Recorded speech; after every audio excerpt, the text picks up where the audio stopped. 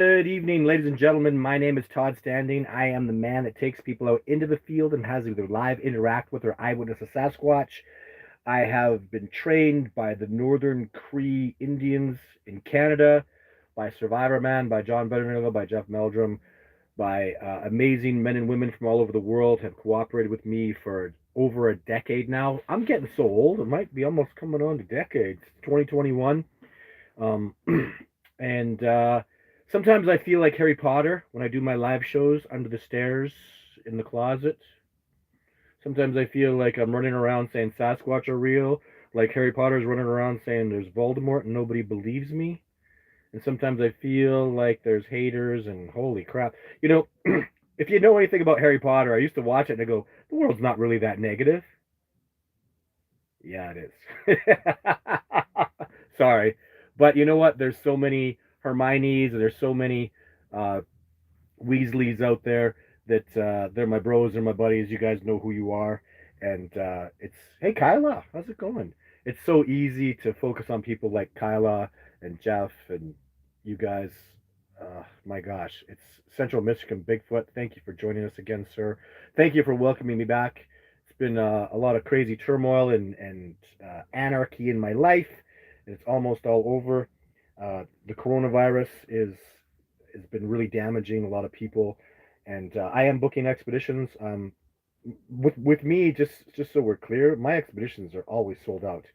But I like to try to book new people, and I book them in August to early September. Kind of the easier expeditions. They yield good results. I take the hardcore maniacs, the U.S. Rangers, and the freaking special forces people out in late September, October. That's when you got to be tough as nails, and not just that. There's like you guys know who you are, who I take out, just the toughest hombres that can manage anything, because it's super high risk, super high reward. And then I got some other stuff going on this year and TV shows and all that kind of stuff. So lots of really good, exciting stuff. Working with lots of people with immense integrity. First questions that I'll answer are from Facebook. Really good questions. So one gentleman asked, do they follow the elk in the wintertime and do they follow them in lower elevations? Well, the elk are their herds, and yes, obviously they'll eat deer in the winter, and it's quite easy to eat ungulates because when you kill them, you can kill a whole bunch of them, they freeze, and you just can eat meatsicles, right? And I've seen animals do that a lot, and the meat just lasts a lot longer, obviously. When you love raw meat, you don't mind eating frozen raw meat. But what I've seen is though, so and he also says to the lower elevations, what I've seen is they go to the higher elevations, they'll go to lower elevations, kill elk and deer and even moose, and they'll bring them up to the high elevations and sit there and eat and relax and don't do anything in their caves and their spots because the higher elevations are safer, and that's just what I see. And then the other thing I see a trackway from the higher elevations to a water source. So they have one water source that they go to, and then a hunting area that they go to, and yeah, that's what seems to be happening. So not lower elevations, in my experience, what I've seen, and this is my experience, primarily Montana, Washington State, British Columbia, and Alberta. Those are my four spots where I've seen that, deduced it. Montana was a wonderful learning lesson. I spent years working down there in around the Lewis and Clark National Forest area. Incredible Sasquatch hotspot, amazing. And Montana was so familiar to me because I was born and raised in Alberta, and Alberta is directly north of Montana, and the terrain doesn't know it's the United States. The terrain is just very linear. The mountains are just it was just like home to me. So I really enjoyed it, and it was wonderful. It's always confusing to me how you go across the border and this isn't Canada anymore. Now it's the United States and it's not yours and you don't have any rights there. I feel like the earth is my home and I don't like borders. I don't like reasons to separate us and make us different because we're all connected. I hope people can understand that. So another good question was, do they make nests? Crazy. For video one, I don't even know where that is anymore. It was on an obscure web browser, like there's Vimeo and Microsoft had one, so it did really well on this web browser that does web hosting place that doesn't exist anymore. I don't even know where video one is. I don't even know if I have a copy anymore. But what happened was we found a cave in a particular area where there was a bedding. It smelled like Sasquatch. I didn't know at the time. It smelled like nothing I ever smelled before. Now it's very similar to gorilla, chimpanzee kind of smell.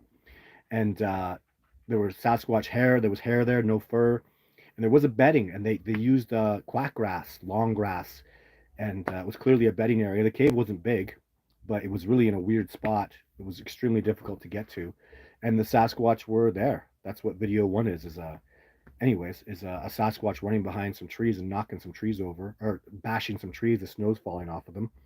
And yeah, so just that one time though, I've never seen a nest that I could identify since.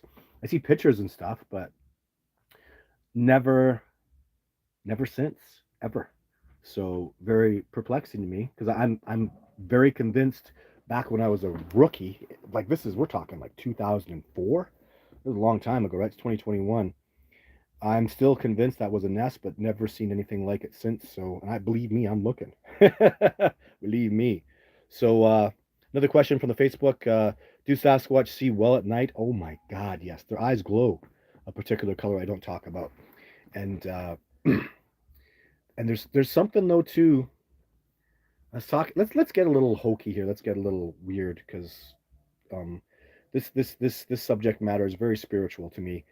And my native teacher could do stuff at night I didn't understand. He could basically see in pitch black at night. He was running around doing stuff all the time.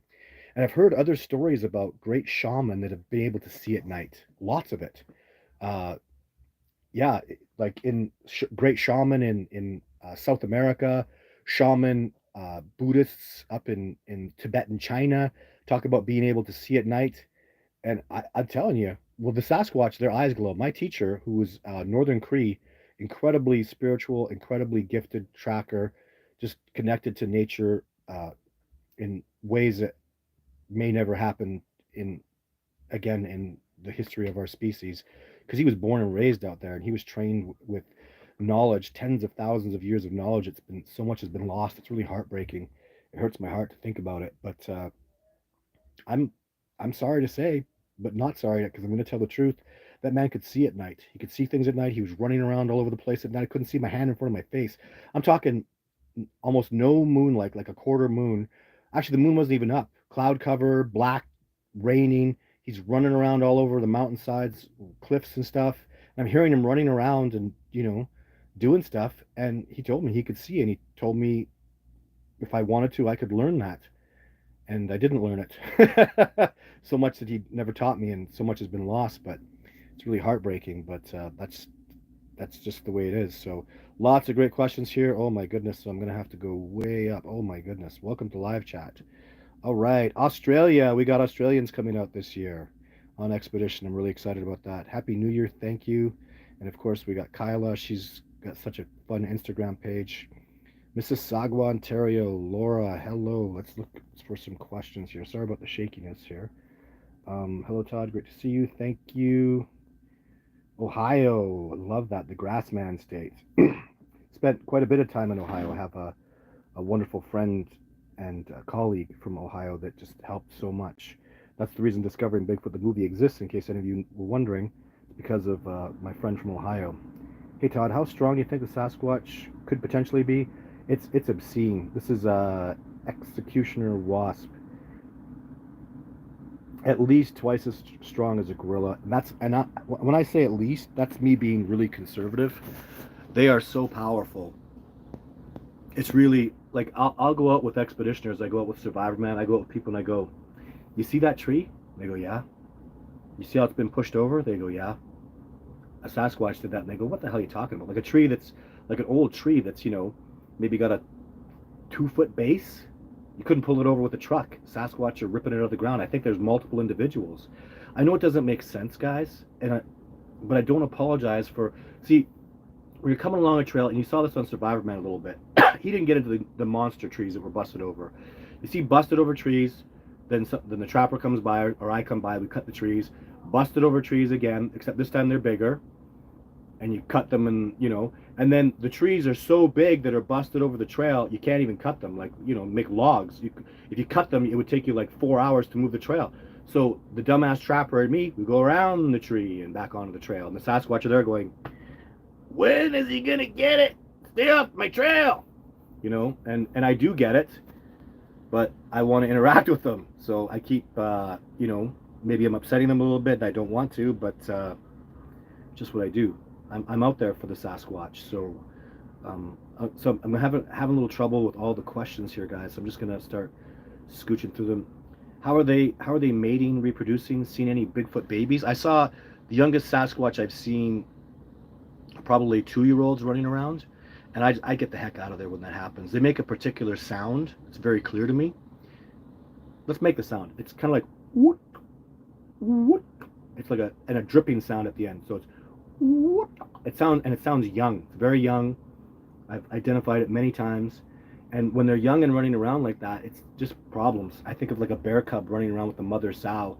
It's a very dangerous situation, and so I get out of there when that happens. There's 2 reasons I'll leave research. So the one reason is the big male's coming around. He's angry. When he comes around, he gets upset. Time to go. It's happened to me about 3 times. It happened once on an expedition, and the 2 expeditioners that I was with were in complete agreement with me. Like, this is a bad thing. He is angry. It is time to go. And the other time I'll leave is when a young one comes around. It just, the young ones are just doing little weird things, and it's not good. So thank you, Rodney Robinson. I will keep up the work that I do. Not going anywhere. I am a full-time Sasquatch researcher, so it's my job. It's what I do. Thanks to you guys. Thanks for donations. Thanks to you watching the YouTube videos, letting the commercials play, and you know, the TV shows, the support that I get. It's awesome. So Mr. Abson, Mr. and Mrs. Obvious, I saw your video of the Sasquatch running up. That thing is huge, like 8 feet tall. It looks like it was 9 feet tall. Someone's done a breakdown of it that's so accurate. I'm in agreement with them. And I always knew, I'm always trying to be conservative, guys. Like, when I sit here and tell you they're twice as strong as a gorilla, that's not true. They're way stronger than that. But I don't want to scare people off too much. And maybe I'm wrong, but they're just so powerful. It's obscene what they can do. It's obscene how fast they can move, how fast they can climb trees. And, you know, bears fly up trees like so fast, but chimpanzees don't move up trees like that. You know, gorillas sure don't. To have that kind of body mass, that kind of power, and fly up and down trees like they do, it's so hard. It's just so hard for me to try to convince people of the reality of Sasquatch and sit there and go, they're twice as big as a gorilla and twice as strong, you know. But those are the facts. So we have a new group, Montana Bigfoot. Please check it out. It's a great group. Nobody downs anybody's options. That's fantastic. Thanks for doing that, Jeff. And if there's something that we can do to help, I don't know if Amanda's on here today, but it's bigfootencounter@gmail.com. If you have an encounter with your group, Jeff, if you'd like some help, I am all about cooperation, my friend. Montana is gorgeous. I just love it there, so I'd love to help out. How are they mating, reproducing? So we did that one. What happened with you and Ashley? I have no affiliation with that person in any way, shape, or form. Yes, they make nests, so Jeff knows something about making nests. Joseph Worth, what's the biggest tribe of Sasquatch you ever saw? Well, so interesting. So that's a good question, Jeff. So I think the Nordic group is the biggest group I've ever seen, but something happened in the year that Jeff Meldrum saw a Sasquatch out there. That was 2013 approximately. And the first year Survivor Man came out, did Survivor Man Bigfoot. There was too many Sasquatch there. I stopped, like, the tracks there were so many individuals out there. And then the next year there were hardly any. But let's forget about that. It seemed at that time of year there was some kind of gathering, and the native people have what's called a powwow, and it's how you interact with other native tribes in a positive way, and you look for, you know, hitching up couples and meeting new people, and you know, that's I think that year 2013 was just a pinnacle year for me because I was in the right place at the right time. Sorry about that. So I'm still alive. That was really weird. All my questions are gone. Anyway, yeah. So that's what I have to say about that. Todd, have you seen the Yellowstone Sasquatch videos of hunting buffalo? I think I have. Yeah, I'm pretty sure I have, and I liked it. I thought it was impressive. I don't know if they were hunting buffalo, but I saw a Yellowstone video of multiple individuals like walking along, and I thought it was impressive. Yeah. So I should do a review of that video. So much work I have to do, but yeah, it looked quite legitimate to me. I was really impressed with it. um, I didn't have time to check the sources. Sources are important, knowing where that came from and if it's authentically from the National Park Service, right? So a good question. Are they more human? Oh my God, why does it keep fading away? Are they more human, ape, or out of this world creature? Very good question. They're so human they can breed with humans. They're so hominid specifically, they can breed with our species and produce viable offspring. So by definition, they are the same species as us. Talk about them being from out of this world. You know who looks like they're from out of this world is we do. When I've actually seen the evidence and I've heard real brilliant scientists talk and debate it, it's quite clear to me that the Sasquatch are perfectly designed indigenous species and we aren't.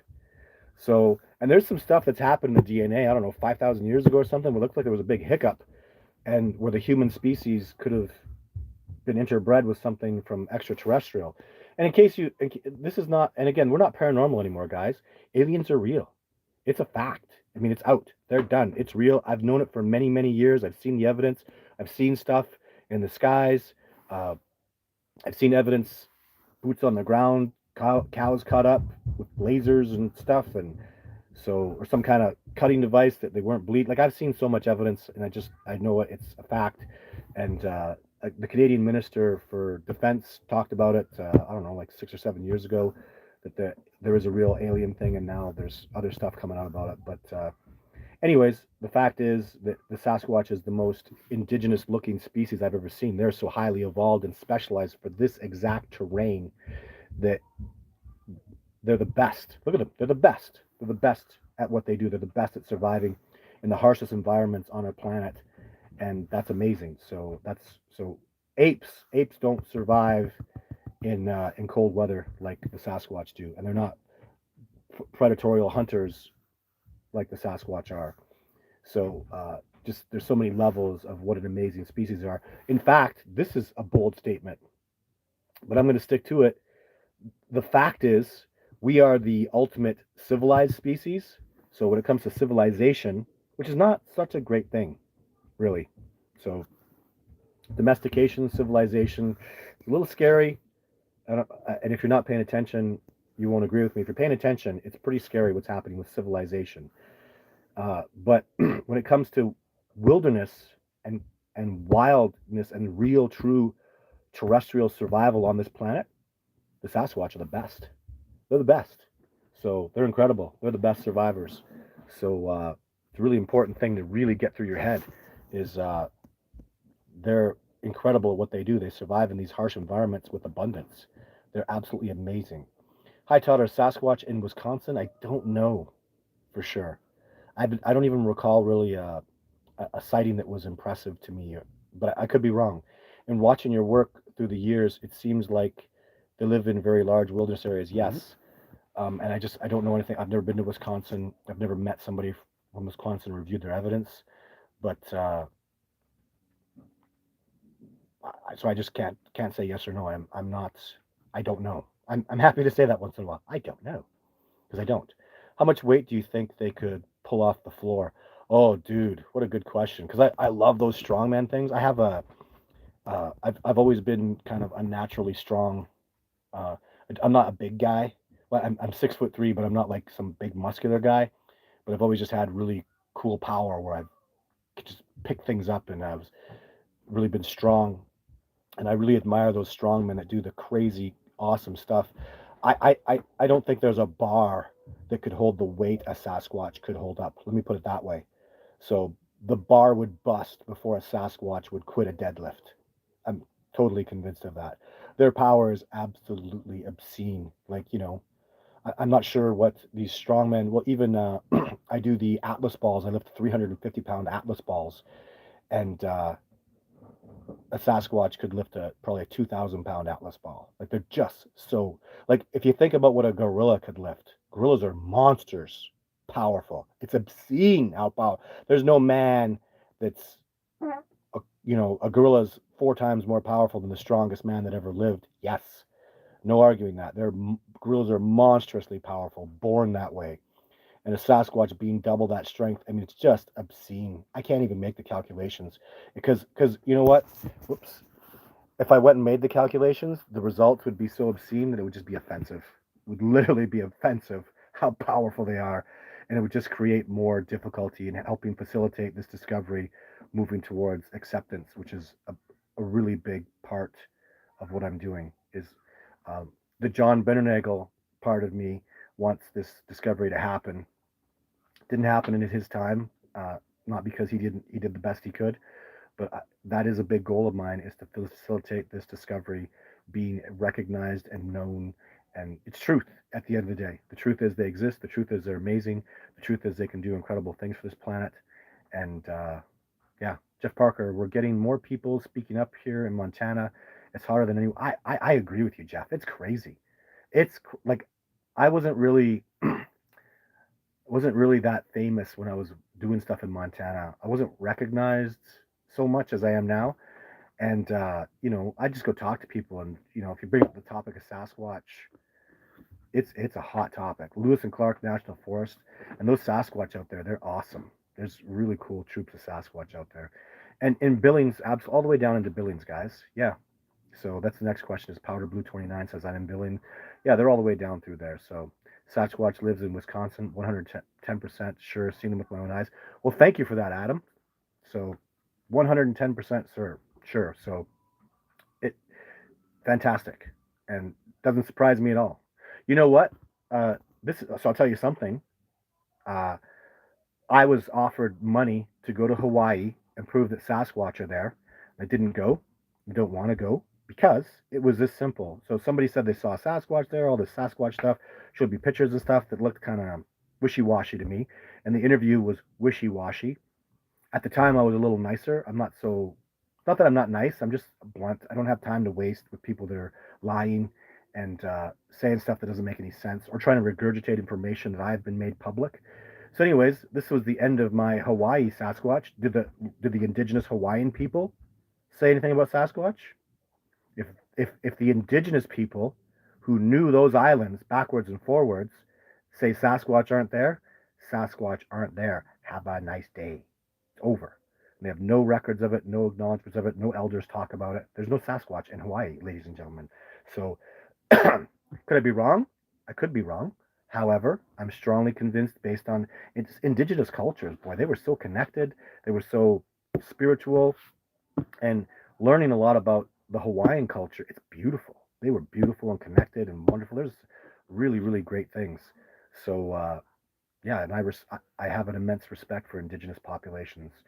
Uh, they mean a lot to me culturally, anthropologically, and yeah, it's wonderful history.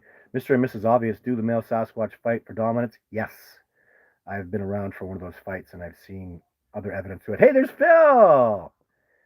Thank you for tuning in today, Phil. Phil is one of the owners and runners, or I don't know what you call them, managers. He's my man. He's the website guy. He's a friend and colleague that I'm honored to have in my life. And what do we got here? So he says Bigfoot encounters can be sent to the web, discoveringbigfoot.org, via contact page, or Amanda at bigfootencounter@gmail.com. That is correct. When Phil and Amanda speak here, ladies and gentlemen, those are my words.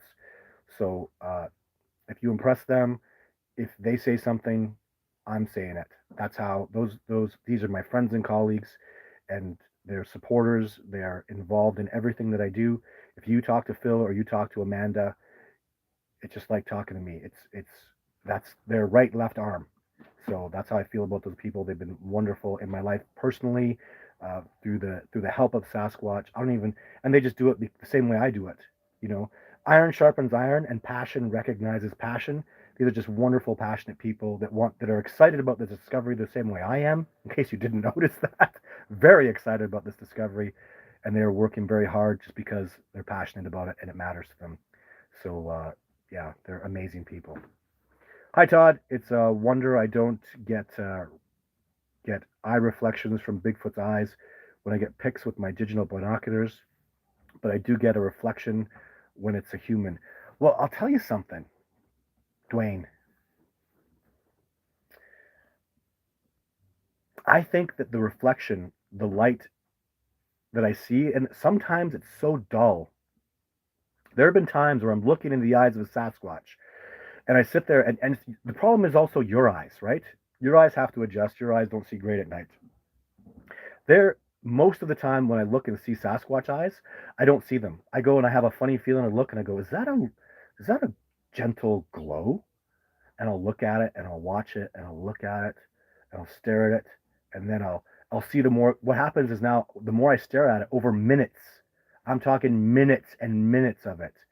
At least, to be honest, to really get a good judge of it, your eyes will take 22 minutes to uh, properly adjust to night. 22 minutes, and that's because the sun goes down over 22 minutes. And if you don't do it gently through the sun going down, if you're staring at a fire and you look over at the into the dark, they'll never properly adjust all night. One time looking into light, one time looking into fire, and then going to the dark will not allow your eyes to ever properly adjust that night. But if you take a good 20 minutes, suddenly those I've many every time, almost every time. I'll see them, I'll see them, I'll see them. My eyes will adjust, my eyes will get better, and then I'll see this.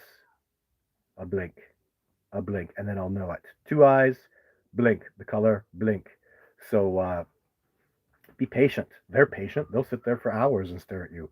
So, and then, but if there's more moonlight, the eyes seem to be brighter. They seem to kind of reflect off the moon. I've noticed on full moons, they'll go into a dark spot and I'll see their eyes much clearer than a dark night. So that's something I need more information. That's my theory right now. So I definitely require more information. It's my working theory, and please go and try to disprove or prove it, right? That's what makes this research move forward and help us, commit to getting more facts that help us facilitate this discovery. Thank you for all you're doing. Thank you, Chris Cat. Randy Bales, they're here in Wisconsin, they're in Western Tennessee, and I've heard about them in Tennessee quite a bit. So the Smoky Mountains, I believe. I haven't been to Tennessee yet, been close, but brother-in-law seen one here in Nova Scotia around 1965, daylight in about 20 feet, at about 20 feet, and that's awesome. Look cool. Joe, please go to bigfootencounter@gmail.com and let's hear about it. That's history, my friend. I've heard about them in Nova Scotia. Yes. Oh, cool, Adam. That's good to know. Were you up there in the Northwoods? So you guys talk amongst yourselves too. Cooperation is powerful. If I could just be here facilitating people cooperating amongst themselves, I'm so happy to do that. Some people believe that they can be invisible, and I don't agree with that at all. So I have other theories about that. But no, I see no evidence of them being invisible. So it comes back to their gifts are so exceptional. It's magic. But it's not magic. It's science. It's evolution. Um, you know, if I told you there was a little rodent that flew around in the air and picked mosquitoes out of the pitch black and was completely blind, you'd think I was crazy. But bats do that, don't they? And they see with sonar. So now we're learning about extrasensory perception. Now we're learning about different abilities to feel and sense energy. And I'm seeing stuff with Sasquatch that is just unreal, spectacular. The abilities that this species has is just, in a lifetime, I don't think you could pick up a quarter of it. And I feel like we're evolved so much towards civilization, so much towards being domesticated, that we've lost so much wildness. I don't know that we could ever get it back. Probably not. And the Sasquatch will never stop with their wildness. They'll never be domesticated. Todd, are they more aggressive the more you go south? Yes. It seems to be the case, I'll tell you. In my heart, in Alabama, didn't have a Sasquatch sighting. This is all speculation, and maybe turn it off if you don't like hearing this kind of stuff. But I felt the Sasquatch around in Alabama, and they felt angry. They felt adversarial. A California Sasquatch whooped my ass. I'll never go back to see him again. Very, very angry. So, but that's just but things get more aggressive as they get smaller and as you go south, right? Things get bigger and less aggressive as you go north. That's a fact. Population density decreases. They become less adversarial, less aggressive, less fighting. So these are just scientific. I think it's called the Hawthorne effect. These are just scientific facts. But there's always going to be exceptions, especially when it comes to personality traits, right? So personality traits are enormous. You can't say the Sasquatch are all mad, the Sasquatch are all happy, any more than you can go into a restaurant and go, are those all people mad and happy, and all these people are angry, and all these people are really smart? It doesn't work that way. You can't generalize an intelligent, amazing species like that. So, what good questions you guys have, though. Why would Sasquatch make themselves known? This happened to me during a deer hunt. A lot of reasons, Adam. Couldn't even. But let's go through a scenario. So you're out on a deer hunt. This is the number one reason a Sasquatch is going to make himself known to you, because he's learned about you, because he respects you, and because he wants you to know he's there. It's a generally it's a very good thing, and I've seen many occasions and heard about many instances where hunters were befriended by Sasquatch, were given a deer, had deer herded towards them. Because Sasquatch admire hunters. Most hunters love nature. Most meat hunters are. That's what a Sasquatch is. Why would they meat hunt? They don't hate meat hunters. It's you know the trophy hunters that are very perplexing to them. We'll just leave it at that. I don't want to be bashing anybody, because trophy hunters have every right to do what they do, and I completely agree with trophy hunting. I'm a supporter of trophy hunting. People are hunters, and they have the right to do that and go get trophies, and I stand beside them 100%. But meat hunters are very special. They love and adore their animals more typically, and but yeah, I just think that Adam, you're not dealing with something that's, he's not going to accidentally step out like that, and as you said, make themselves known. So one of two things is going to happen: is he's going to be I mean, if he was aggressive towards you, you would know that. I have to hear more about the encounter. But this is what I generally hear. So I hear about encounters where they're very peaceful and they show themselves. That speaks for itself. I hear about encounters where they're very assertive, maybe a little angry. They're just testing your mettle, man. You're dealing with giant, powerful primates. You want to befriend a beast like that, you have to have backbone. You have to be tough. They're going to test your mettle, and that's a good thing. They charge at you and they try to scare you, and you stand your ground and you're brave. Now you're making a friend. That's how that stuff works. There's no two ways about it. And then there's the seriously aggressive, throwing boulders at you, trying to harm you, putting hands on you to hurt you, like, immensely aggressive with the intent of inflicting harm, which happens. Of course it happens. A squirrel would hurt you if he had the size to. Go pick up a squirrel and hold it in your hand. He'll tear your hand apart. Like, so, and that's their home, and who knows what they've been through and the crap that they've dealt with. But there's lots of different things. But really, Adam, you just gotta go with what your heart tells you, and try to think outside the box. Don't be so domesticated. Don't think like people. Go back, figure it out, break it down. What did you feel? What were you feeling before? Especially before. What about? And I'm talking too. A lot of times I find Sasquatch have been watching people for sometimes years. This might be a second generation Sasquatch has been watching you and your dad, and they like you guys. And then just one shows himself, right? So there could be a lot of history involved in here. And you really gotta, even who took you there? Who taught you to hunt there? Is it your dad? Is it your grandpa? Ask them. Did you ever see anything strange? Did you ever hear wood knocks? Didn't make any sense? And did you ever see something? And once you start doing that, once you start kind of pushing that, show them my movie. Show them a Survivor Man episode that I'm in. It gets people talking. They go, man, I saw a tree break like that. Man, I saw a structure like that. Man, I heard a sound like that once, and I just didn't think anything of it. And then you get people talking, and then the truth comes up, because we're breaking paradigms here, people.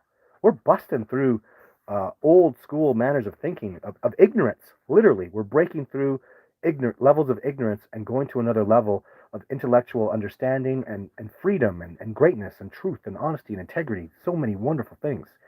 So it's important that we go down that road. There's Royal Creations. Thank you, Royal Creations.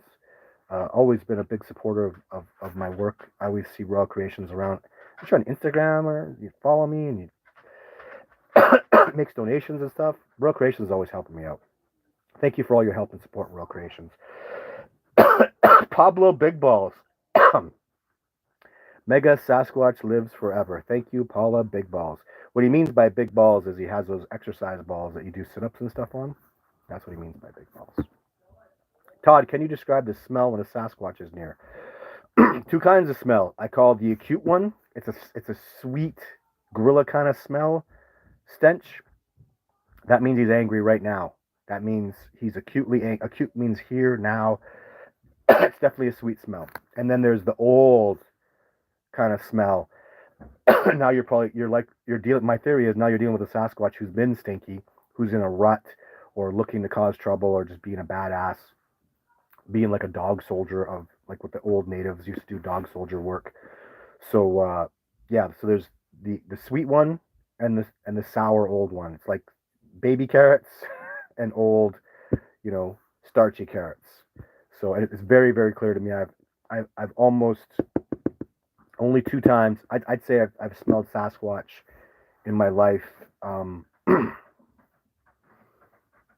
more than a dozen times, and only two times were they the old sour smell, and the old sour smell happened when there was an issue ongoing. Well, I'll tell you, there was a totally pissed off, angry Sasquatch in Harrison that had killed a horse, smashed down a man's house, and I went to go investigate it, and the Sasquatch killed his horse. It's very clear to me. I'm not going to make any bones. He asked me to never divulge the location and stuff. Recently, I've spoken to him. And he said it was okay if I talk, but yeah, Sasquatch killed his horse, smashed down his barn, was busting his house. I went out there with a colleague of mine. He asked me what I should do, and I said, move.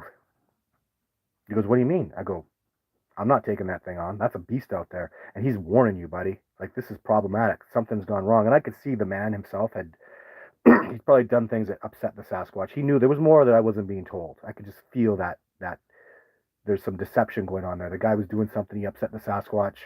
And am I going to lose my feed here?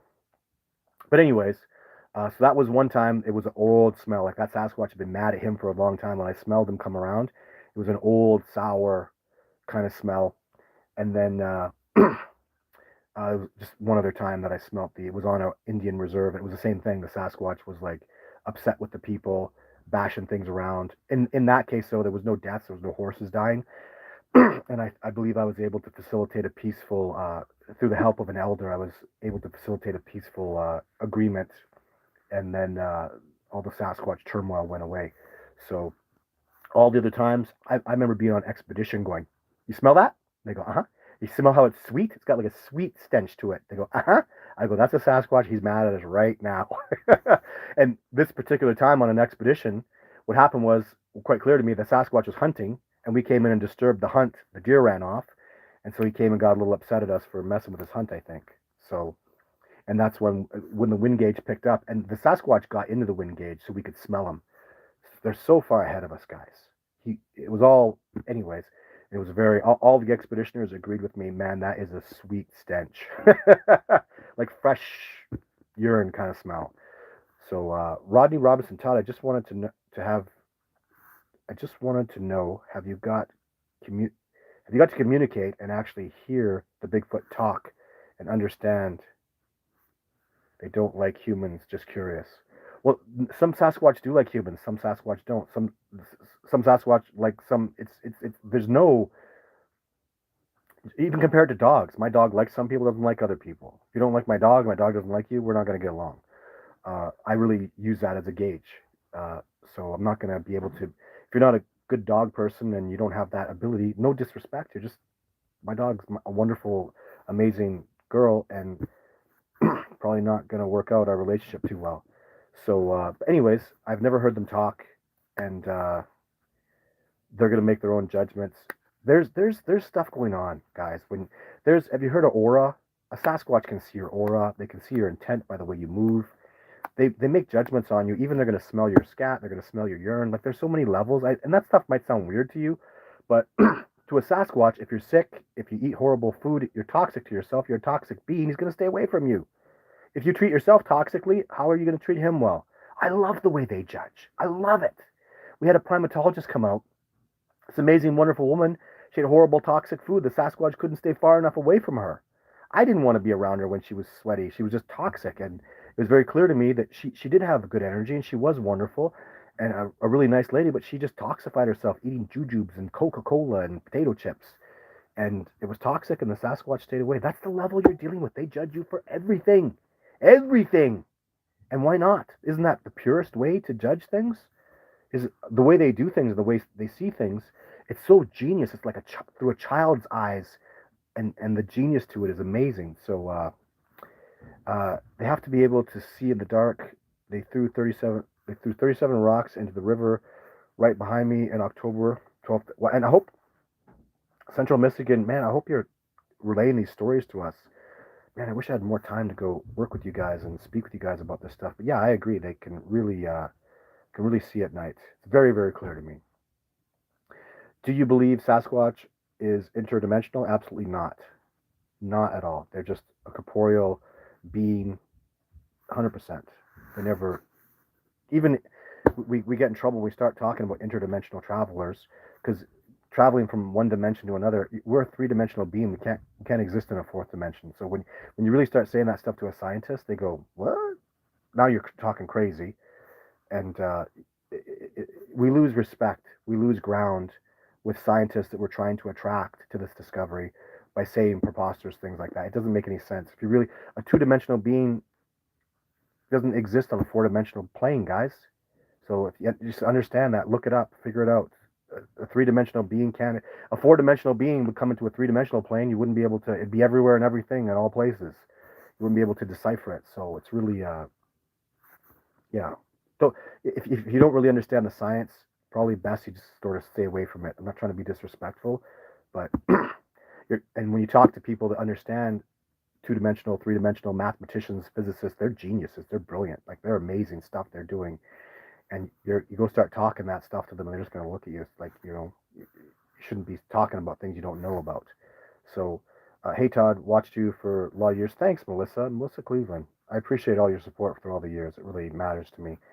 Powder Blue, cool. I'm Cordon, north of Sealy Lake. I'm glad you guys are talking. Keep working at it. Thanks, guys. I appreciate that, Al. Wonderful thing to say. Uh, what are all these people calling you a fraud, jealous? Don't worry about that stuff. So it's some of my footage, like there's photographs I took for video 4 of Jane that are terrible. They look terrible. She looks awful. She does look like an Ewok, and I understand that. But for me, that's a real Sasquatch, and I damn well know it. The lighting was bad. The camera was set wrong. But it's a Sasquatch. So I put it out there, and my colleague said, don't do it. And I don't care. It's a real Sasquatch. And then some evidence came out that the video 4 stuff, since there's snow in it, they can thermalize it. They thermalized the video 4 stuff. That's some of the best evidence I've ever had. When that digital pixel thermalization technology comes out, it's going to prove my Sasquatch footage is real. So my point is, at the end of the day, the truth will set you free. I just stood by the truth, and I wasn't afraid to put stuff out there because I know it's a Sasquatch, and let people say what they want to say. And you know, all the accusations are ridiculous and preposterous and foolish. Just listen to them. I'm not even going to start repeating. They're just so stupid. Don't make any sense. And by all means, listen if you want, if you're curious, if you want to see both perspectives, but really try to keep an open mind. When people say stupid stuff, when it's just dumb and you go, what the hell, tell them to take their meds. That's a quote from a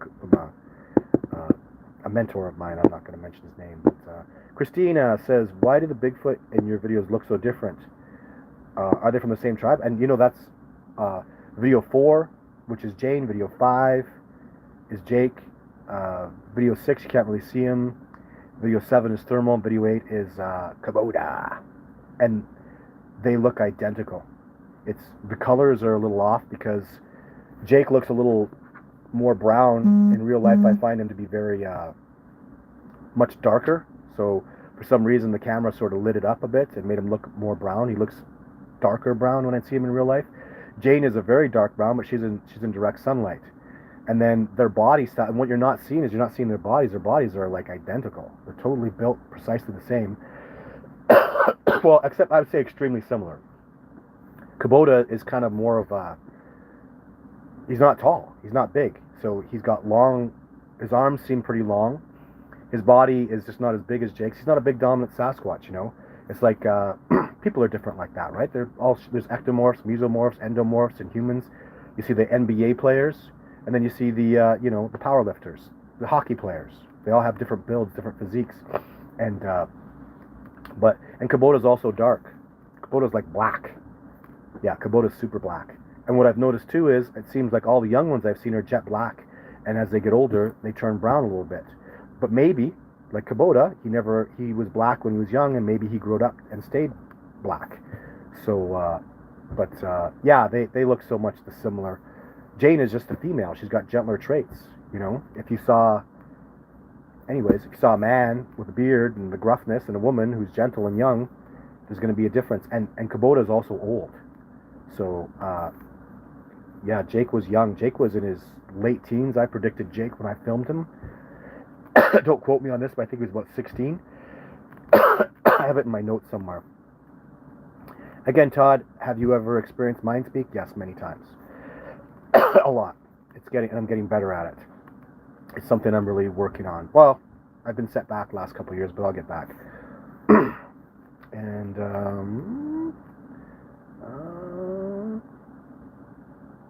Todd, I think I speak for most everyone. Grow that incredible, awesome red beard back. Thank you. The beard is gone for very specific reasons right now. And my hair is short for very specific reasons. And we'll talk about that in the months that follow. So, I've heard samurai chatter, and I've never heard that. It's hard to put into words what they sound like. And I'm glad, Rodney, and that's cool. Oh, who's saying that? At Rodney Robinson and then Stefan Stozark? I've heard the samurai chatter. I'm not convinced of it at all, and I've never heard samurai chatter in in any of my research ever. And I've never had colleagues of mine that I work with authenticate any samurai's chatter. So that's it. Do you think it's possible with the outcome of Sasquatch and alien DNA? No. Do you believe in God? And if you do, can a Sasquatch go to heaven or hell? Well, if you're asking me about religion, I'm not commenting on religion. I would call myself a sun worshiper. I believe I am stardust harvesting star. I know I am. These are facts. This mouth moving is sun power. It's come from the sun, the energy of the sun. So religious people often believe the Son of God. I believe that the sun is the sun. Well, I know that the sun is life, and so I kind of have developed this sun worshipping sort of philosophy about things. I cherish the earth and life because it's all energy from the sun. So my mom is very religious, and she's a Christian, and I'm just very spiritual. Cheers from British Columbia, Canada. Well, I'm from British Columbia, Canada. Just watched your documentary. It was awesome. Oh, thanks, Chrissy Cat. I'm very glad you enjoyed it. Royal Creations, check out Black Tiger UFO on Facebook. Okay, I will do that. Royal Creations is just some cool person that I really respect. So, yeah, thank you for giving us that. Original sin and our fail is not part of Sasquatch, but they do not know good and evil like we do. Okay. Jambo, Todd, can you describe the smell? Well, I did in quite good detail, I think. Is Bigfoot an alien? No. I believe they're indigenous. I talked about that too. So I'll be back when we get into the woods. Ian Ellsworth. I'll be back when we get into the woods. I'm so excited. I think I've piqued my girlfriend's interest in Bigfoot with you. Thanks for all you do. You're welcome. And that's what an honor to be able to pique somebody's interest and to add a new brain and a new perspective to the research. What an honor and a privilege. That is such an honor and a privilege to be able to do that, to inspire people to get involved in this. That's just wonderful. Yeah, speechless about how wonderful that is. Do you think we could ever live with Sasquatch in the future? No, I don't think we're tough enough. We couldn't survive. Well, maybe like in Alabama or in the southern United States. Yeah, I think down there people could maybe live alongside them. They wouldn't want to come live alongside us, I'll tell you that much. But where I live, I couldn't survive with them. I'm not tough enough. I wouldn't be able to make it in the cold and the winters. So, Todd, I'm from Wisconsin. I ventured with my buddy up into an area in Civets. We heard wood knocks, twig snaps, and saw yellow glowing eyes about 400 yards in front of us. Would you ever come here? I would love to come. It's just, yes, I would. I'll just say yes. We'll see what happens in the future. I have big plans to travel around and do lots of help with people because I am a full-time Sasquatch researcher. Like it's amazing that I can do that. So, and as my cooperation grows and expands, I have the ability to do more and more. So I won't put anything. I loved going to Alabama. I loved going to New York. I'm very excited to go to Florida. I would have gone to Florida, except I just have issues, and then now the COVID's preventing me. But I really love traveling around, and I do see the advantage of me getting out there and like what happened in New York was just freaking amazing, you know. And it was because I went out there and I stood on the shoulders of local indigenous people, Kyle, and then I helped Kyle facilitate a major, you know, encounter with a Sasquatch. And I don't think he could have done that without me, and I certainly couldn't have done it without him. So cooperation, right? If he hadn't taken me to the spot, it never would have happened. If I hadn't gone out there with him, that next level wouldn't have happened. Because there are things that I do. It's just my energy. It's my walking around. It takes a tracker to know a tracker. When you go out there and you start tracking the Sasquatch, like, wow, this guy knows his stuff. Wow, that guy's following my tracks. Wow, this guy's respectful to me. Wow, this guy's humble and loves nature just like me. And that can help facilitate a major discovery moving forward much quicker. I'd like to see more of you in the field. I like expeditions. Bigfoot is good. Yeah, and just go to my website discoveringbigfoot.org and apply. So I'll consider it. So it's been fun talking with new people. Basically, my expeditions are sold out every year. I have 40 expeditioners that want to come back. I can't take more than, I don't know, it's less than 30 people I can take out in a year. I only take out 3 people at a time, sometimes less, maybe 2 people at a time. And then I do like June, July, August, September, October. So let's say 5 months of expeditions every second week times 2 people. So 5, 10 times 3. So about 30 people I could take out a year. Less than 30 people I take out a year. So when I have 40 people that want to come out, you know, and I want to get new people. So I'm trying to get, like I said, I'm trying to do a couple expeditions with just new people because I want to keep changing it up and pushing my paradigms, right? I mean, there's a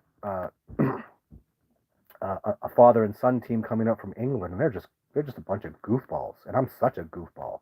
They're goofy and hilarious. They're on Instagram making funny faces and just loving life. And as a father who's goofy with his son, I feel like even listen to this, guys. It's because of these expeditioners. I actually talked about these people from England. I'm not going to mention their name, but but so father and son, England. The son wrote me this cool book that I showed on one of my live shows. It was just amazing. He wrote a book about Sasquatch. He's from England. His dad has the means to get out here with his son, and so for the first time ever, I'm going to take my son on expedition because this boy who wrote that Sasquatch book is the same age as my son. So I'm so excited for the first time ever. I'm going to announce because of expeditioners pushing my paradigm, pushing me out of my comfort zone. He's bringing a 12-year-old. I'm bringing my 12-year-old out for the first time ever. You got to understand, guys. It's hard as a father to put your son out in a place like that, and it's a little bit hard. Like I know I'm confident. I know I'll keep him safe, and he'll come back. But what's hard on my son, and what's my son's actually asked me to quit expeditions a couple times, is because he knows if a bear charges, his dad takes the hit. He knows if a mountain lion attacks, his dad is going to take the hit. If anybody's not going to come back, it's going to be his dad. And he knows that because he's seen it. He's seen what happens when a bear charges. We go mountain biking, we go hiking, we go out there, and he knows his dad steps forward. His dad will take that hit. And so it's been really hard on him because he knows if there's a phone call and if somebody gets injured, you know, his dad's going to be injured, and he loves me to death, you know. So I just adore him so much. So that's been hard. But ultimately, I teach my son that, you know, I have a gift, and I've been given these talents, and I've had the opportunity to meet with these incredible teachers, and I have an obligation to do what I can to help facilitate greatness in our society. And this discovery is going to change things immensely. So I'm very, very excited to do that. And it's hard. You got to move forward. If you're going to make great changes, you're going to have to struggle through adversity. And that's all my heroes, you know, Martin Luther King and Gandhi and Alexander the Great. And, you know, I have so many people that Jane Goodall, you know, just broke paradigms. Diane Fossey died defending her gorillas. What a hero. What a absolute hero. She died defending her gorillas. She died fighting for her gorillas, and she was murdered because of it. That's love. That's passion. That's greatness. I think I'm going to live to be a ripe old man, and Diane Fossey gave her life for her precious mountain gorillas, and so a greater hero than I could ever be. So awesome stuff. Lots of great people like that. So just do a couple more questions. Mr. Stanning, thanks for your videos. How much territory does a Sasquatch need to survive? Ooh. Where I live, there's so much terrain, just oceans and oceans of terrain. So I really couldn't answer that question. You know, they're going to need food, they're going to need sustenance, and you know, in the north, they'll need more terrain because there's less abundance. As you go south, there's more berries, more plants, more animals. Even salmon runs along the coasts. So it's no simple question at all. It's really a deep ecological thing. I'll tell you one thing for sure. John Bennernagel moved to Vancouver Island and studied Sasquatch on Vancouver Island because that is the most abundant place in the world for life to thrive. The most abundant place. There's no place in the world that has more, like it's got ocean, it's got salmon run, it's got clams and fish, and then the berries and the elk and the deer. Like it's just such a tremendous abundance of life. That is the perfect ecology, ecosystem for a giant primate to survive and thrive in, and that's why he did his research there. What an awesome man. He moved and made his life and dedicated his life to this discovery and never saw it happen in his time. I'll never forget the day he was talking to me on camera and he got a little teary-eyed and he said, you know, and he's really devoted and working towards making this discovery happen in my time. And I got a little teary-eyed back and I was like, of course it'll happen in your time, John. And it didn't. So, sucks. But I guess the lesson to be learned is get your ass in gear. Make stuff happen. Fight for it. Because there might not be a tomorrow. You know? So, and John was awesome and healthy. You know, I was hiking with him 2 years before he passed away. So, you know, at 76, I believe he was hiking around. Wasn't he 78-ish when he passed away? Anyway, just a wonderful man, and didn't get to see the discovery happen in his time. And but I have the honor and privilege of having showed him exciting new things, having pushed his paradigm into new levels of understanding with the species, and showing him new legitimate videos and stuff. That it was great. It's wonderful, and I'm so honored to have worked with he is such a great man, one of a kind gentleman. They broke the mold with that gentleman. So, hey Todd, when are you doing another documentary? I should have been done my documentary a year ago, Matthew. The distributor's been yelling at me, giving me crap. That's not true. They're really nice to me. Discovering Bigfoot was an enormous success for the distribution and for popularity. It generated a lot of money for the distribution companies, but so they want more. They want lots more. They want tons of content, and I just gotta get to it. I've just been delayed with personal issues. Holly Burns, psychic. I can tell you how to develop your night vision. See, there you go. Right? So she can tell me, and I would love to hear that, Holly. Add me on Facebook. Follow me on Instagram. Where are you? I'd be very interested in hearing about. Because actually, nobody's ever. My darn teacher that I just adored and admired, he just kept telling me I'd figure things out, and I haven't. I don't think he realizes how dumb I am. Well, how domesticated I am is a better way to put it, right? And I've just never figured out so much of what he was trying to teach me. And I would love that. I would be so open to that. That would be amazing. Man, Holly Burns, yeah, go to my website, find a way to send me an email, something. Please do something. Yeah, because I'd be very interested in that. It's something I'm immense, and I got so much stuff to do, but that's something I just really want to have a look at. If I could just get a look, you know, a little look through the keyhole to see where I need to go, that would really help me out. So I'd be very grateful for that, because I'm working on developing my empathic ability. I'm working on getting better connected spiritually, closer to the earth. These are things that are immensely important to me, and for some reason, my heart tells me that developing my night vision will also help enhance my spirituality, my connectivity to nature, and just help me grow and advance. So it's something there's a little thing in the back of my head that's like, you gotta do that. So the thing popped up, and so let's make that happen. Holly Burns. So I'll be looking for you somewhere. Instagram, email, through the website. Just find a way, Holly. Find a way to please make it happen, and I'll make it happen, Holly. You can do it. Do you think Sasquatch are stronger than elephants? Oh my God. Yeah. You know what? Pound for pound, yeah. Absolutely, pound for pound.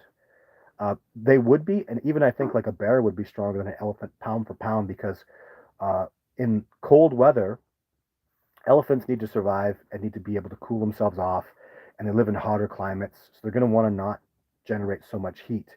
Where I live, animals need to generate heat like crazy to survive. It's imperative they do that.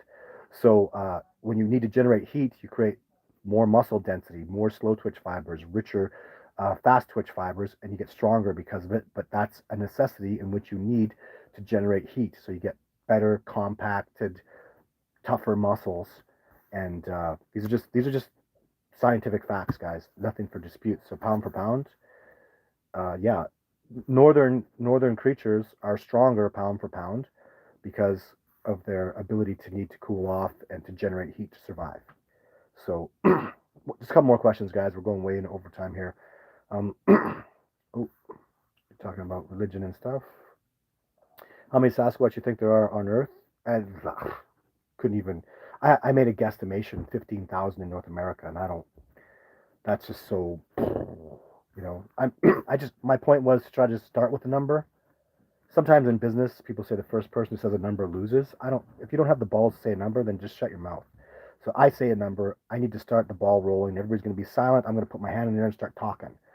So because through dialogue and through challenging things, we move forward. So I put 15,000 out there, and I've had many people challenge that in wonderful ways. And now I'm of a mind where I think that number is conservative. I think that I'd be agreeable to say more like 25,000 Sasquatch in North America. So, hey Todd, great to see you back. Thank you, Lon. Just one more question. Can Bigfoot be small? I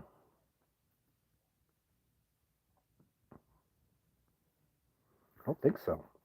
No. I mean, a runt would be bigger than a human, right? Like Kubota is not big. Kubota's only like 8 feet tall, and he's still giant. Like he's 8 feet tall. Like Andre the Giant wasn't 8 feet tall, you know. So a small Sasquatch isn't going to be small to us. So yeah, Todd, I truly believe you should receive a Nobel Prize. Thank you. Yeah, thanks, Tracy. It's been fun. So Claudio says LOL. I say LOL too. Thank you. I'd love to take a Nobel Prize committee out. I was in. I got to go to. Uh, it was Stockholm, Sweden that I went to, and that's where the Nobel Prizes are awarded. And I got to go to the Nobel Prize Museum and stuff. And I went to those guys. I was like, hey, I'll take a PhD though. I'll show you a Sasquatch, man. I was there telling people, you speak English? Cool. I need to take a PhD and show them a Sasquatch. And they actually, the people at the Nobel Prize Museum were like, this guy's not kidding. I go, Sasquatch are real. I can show you a Sasquatch. That's what I do. I show people Sasquatch. I was just, and they were trying to make some stuff happen. But I think you have to have a PhD to get a Nobel Prize. Maybe I don't know. Actually, I don't know about that. All the Nobel Prizes I saw were highly educated men and women. But yeah, I told them, I said, let's get a Nobel Prize. Let's do this. I'll take people out and show them. They could take all the credit and get everything. Um, yeah, they can just get everything and go for it. Here's a good question. Which is better to go tracking and see Bigfoot in BC or Alberta? Wherever you're most comfortable, wherever you feel at most at ease. And then you gotta there's just so many layers to that. And then you gotta find a group of Sasquatch that like you. The group of Sasquatch in California that I was talking about that I had success with, but I'll never go back, they thoroughly dislike me. I believe that male will kill me if I go back there. He made it very known to me. But you must understand, I was taken out there by a native man who's been working with those Sasquatch. He's got 2 sons, and he's been working with that Sasquatch. That Sasquatch loves them. Didn't like me one little bit. When they heard what happened, they heard I was never going back there. They've been immensely disappointed. I'm never going back there. But they're getting good success on their own. They're doing wonderful things with the Sasquatch down there. I'm very happy for them. And you know, but it's a lot of chemistry. It's a lot of work. It's not just you're not just going to go ta-da. Remember that it takes primatologists 8 years to domesticate to be able to interact with a troop of gorillas. 8 years, guys. 8 years before a troop of gorillas will allow you to interact. That's what Diane Fossey had to do. 8 years? I think the Sasquatch are at that level.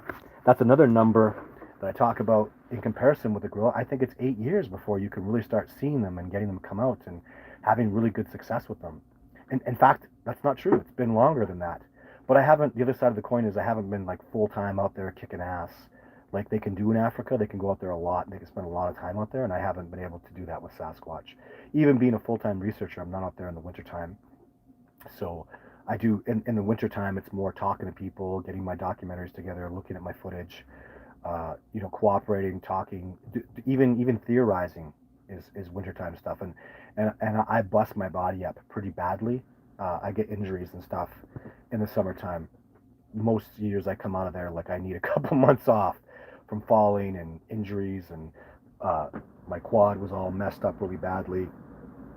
So hamstring got injured, foot injuries. You need to heal. When you're out there and it's hard and you're busting your ass, and I go out there with some tough dudes. Oh my God, Survivor Man, so tough. Man, is he tough. Like just tough dudes like Survivor Man that just can kick ass. And so it wears on me. So I eat really healthy. I take really good care of myself. I'm getting more into yoga and flexibility and stretching. And as I get older, I need that stuff. I'm tightening up. And and I'm telling you guys this because I want you to eat healthy. I want you to eat good food, especially my expeditioners. Eat really good food. Get as fit as you can. Stay healthy. To everybody, especially everybody, take good care of yourselves, guys. Eat good food. Get organic. Do what you can, the best you can, to facilitate good food for yourself. There's nothing more important than taking good care of yourself like that. And eating good food and getting exercise and doing healthy things with your mind is so, so, so important. Please take good care of yourself. It's damaging our society, the lack of health and damage that we're doing to ourselves. So please take good care of yourselves. I'd like to end on that note today. Thank you so much, guys. I think I'll be back, not next week, but probably 2 weeks from now. Stay tuned. There'll be updates on Facebook and different places. So, and I want to get back to videos. I want to start really kicking some ass and doing like 3 videos a week. And yeah, it's been wonderful. Thanks so much, guys. I love talking to you guys. Awesome questions. Y'all take care. And I'll see you. We'll say 2 weeks. Let's do that. I'm trying to make a decision right now, but I think it's pretty safe to say third week of February. This is first week of February, so third week of February, Wednesday, I'll be doing a live show again. For sure, you can count on it. Okay? Until then, take care. Bye.